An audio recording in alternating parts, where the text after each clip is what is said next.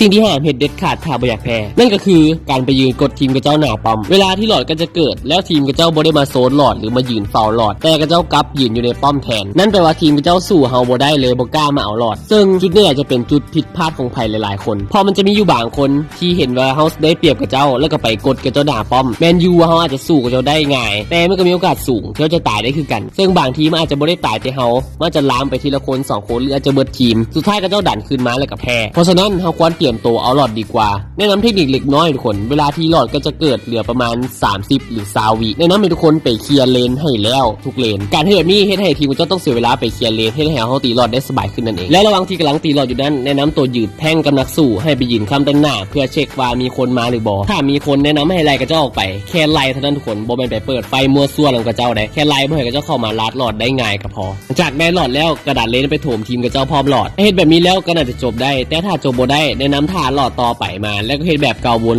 เรื่อยๆจนกว่าจะจบเกมซึ่งถ้าทุกคนพบปัญหาเอาหลอดจักโตกระจบบ่ได้เพื่อพวกเจ้ากันโคตรดีเดี๋ยวคลิปหน้าเขาจะมาเฮ็ดคลิปแนะนำวิธีการขึ้นบั้นให้มีโอกาสชนะหลายขึ้นสุดท้ายแล้วหลอดก็สำคัญที่สุดทุกคนแนะนำอย่าไปตายก่อนหลอดเกิดก็พอคลิปนี้ก็มีสำนี้ทุกคนซึ่งถ้าใครอยากเฮ็ดคลิปอย่างหรือมีเทคนิคอย่างมาแชร์ก็สามารถคอมเมนต์บอกกันได้